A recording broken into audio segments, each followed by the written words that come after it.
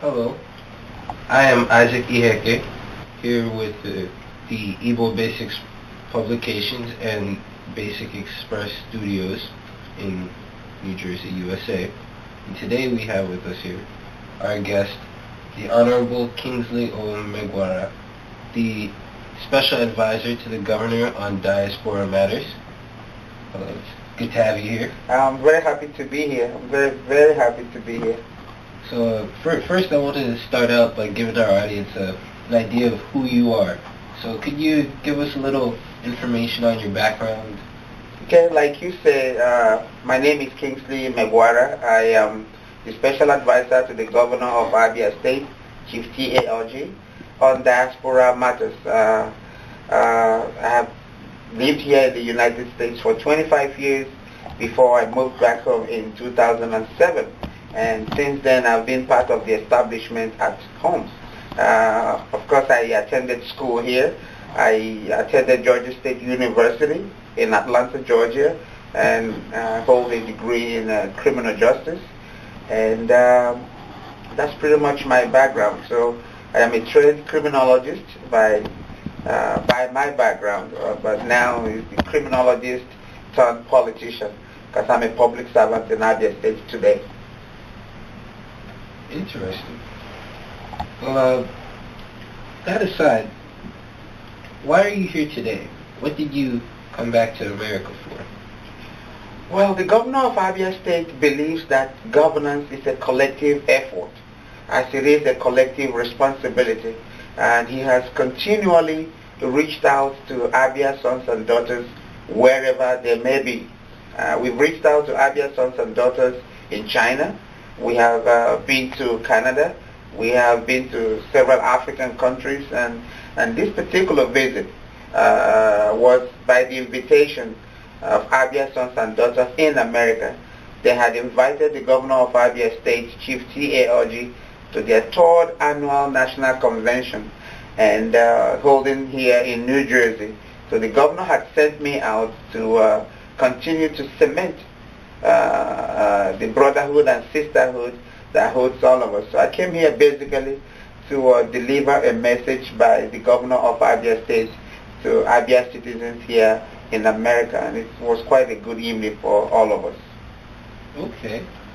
And I understand the convention you mentioned. You spoke at that just last night. How did you feel it went? Well, I thought it went very well. For every time we have an outing of this nature, it is basically to market the state. It is basically to inform our citizens of some of the strides the governor is making. It is to inform them about some of the challenges confronting the state. So it's the cumulative nature of the message and the way it was received by our people was quite encouraging. I was able to basically debunk some of the rubbish that you read on the internet sometimes, and when people are here, they don't seem to get the proper information. So reaching out to them in this way is telling them exactly what is obtainable on the ground. For instance, somebody stood up here today and asked me why the government of Abia State is owing 6 months of salaries to teachers. That was laughable. And I told them, what planet are you in? That the government of Abia State is not owing anybody currently in our state. So when they are continually being misinformed, opportunities like this create an environment for me to tell them the truth. There is no right way to do wrong.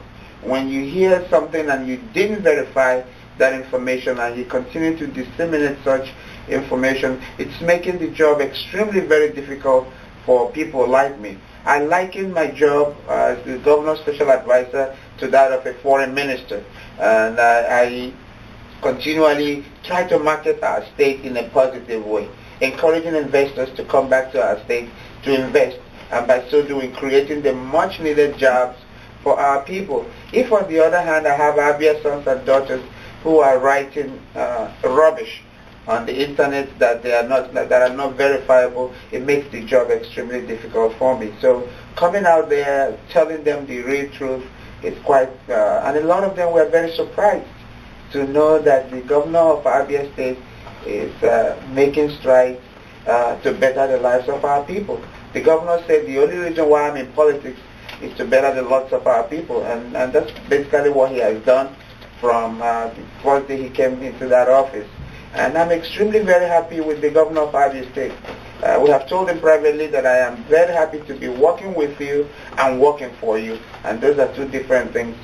This governor has done what no governor has done since the creation of Abia State. If you look at all the indices with which any governor will be judged, with which any government will be judged, you can know that the current administration in Abia State that is headed by Governor Iheke has done extremely very well. At this point, I'm wondering what the current administration that you work under has to offer for the future of Abian American youths like myself. What plans you have for the future? I think the future for the Abia American youth looks very, very good. I think under this administration there has been a lot of improvement in the infrastructure of Abia State, and that's something that somebody like you will look forward to if you leave New Jersey to come to visit Grandpa in Nigeria. We are making improvements in the area of power generation, meaning we will soon have uninterrupted power supply in Abia State. We are doing more roads than any administration has done in the history of our state. We are upgrading healthcare delivery in Abia State, and that's something you want to make sure that you come home and get sick. There can be a rapid response to such illnesses. And so if you look at the overall picture of things going on in Abia State now, your generation looks better off. For the first time in the history of Abia State, we are laying the proper foundation for the takeoff of a modern Abia State. I'm often very sad that if we are at the pace we are, if this is what every other governor has done in the past, Abia would be a better place than it is today. But the neglect we had suffered, an 8-year neglect that we suffered in Abia State, took a whole lot out of us. But thankfully to the leadership that has been supplied by Governor T.A. Orji, Abia is better off today than it has ever been since the creation of the state. And that is to say that your generation will be better off than my generation. So things are looking up in Abia State. It's a time for hope. It is a time where your generation will be looking forward to seeing better and bigger things happening in our state, and we'll be around to see it. So feel free. You remember we had an incident of kidnappings, and that's no longer the case in Abia State. People are now walking around freely and going about their businesses, and that's the Abia we've all dreamed for. We might not be where we want to be right now, but I thank God we are not where we used to be, because where we used to be was very terrible. But under the leadership of Governor T.A. Orji, we are making strides, and there is progress now in Abia State, and Abians are now coming together, brothers and sisters coming together and moving the state forward. So your generation is better off than my generation. Well, comparatively, your administration looks to be making a lot of good permanent capital and infrastructural gains. So this reflects very positively on your administration. Good. Also, I'd next like to address, do you rather have anything to comment on the recent strikes at Nigerian universities, if anything? The recent strike by Nigerian universities is a very sad thing for the country. Our children should be in the classrooms and not running around the streets. I have my feelings about the issue, and they're very personal. But I will answer your question by saying that my appeal would be to the teachers, like the governor of Abia State has appealed to teachers to please think country first, and think about those kids who are now running around the streets instead of learning. And we're having too much strikes in Nigeria. I believe that we should leave politics aside and look at how we can move our country forward. My appeal will be to our teachers and to think country first. You don't have to like a particular administration. You don't like to have to like a particular president, but we have a compelling interest. We have a compelling interest to move our country forward. And moving our country forward requires that these kids have to be back in the classroom rather than running the streets. So it's a general appeal to the teachers to think country first. The words of our own national anthem used to say that though tribe and tongue may differ, in brotherhood we stand. And in brotherhood we stand today means these kids need to go back to school, and let's think about Nigeria first and not about our individual interests. Okay. Well, another question I have related to education somewhat is in light of the recent attacks on Nigerian college students and Nigerian universities by the Boko Haram, how are Abia State universities prepared to respond to such attacks and to keep college students and staff safe? And also regarding the kidnapping situation that occurred in the Niger Delta, even though that's not directly related to Abia State, because clearly the situation has been improving, what has the government in Abia State done to improve it to the point where it's not a direct concern? Well, Boko Haram threat to the stability of country Nigeria is worrisome. Before Boko Haram, we have had other religious sects that came in and caused mayhem, but we have not had anything that is comparable to the amount of destruction of lives and property that this particular Boko Haram group are doing to the country. It's a concern for everybody in Nigeria. It threatens our very existence as a country, and I think the federal government is doing the best they can to contain this group. Additionally, when one part of Nigeria is in trouble, I believe that all of us are in trouble. What is happening right now is primarily in the northern part of the country, and we are not having so much of the impact in the south, except that our brothers and sisters are in the northern part of the country also, and that they are being killed in their numbers. The governor of Abia State has spoken very strongly and made several appeals to Boko Haram to withdraw in their negative tactics, especially picking up on soft targets, like going into a school dormitory and killing those kids. It's a sad thing for our country at this time, and all of the security institutions are doing everything in their powers to contain this.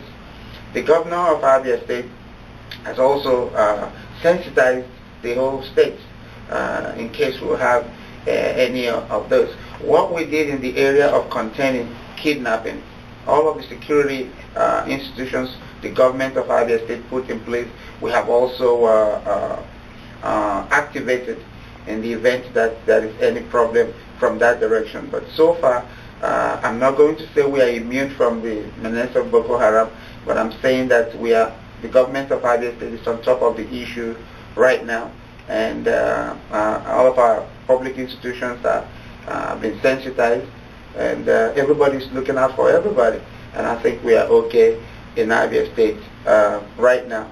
But as a country, we will have to confront Boko Haram, because they don't have a place in the country called Nigeria.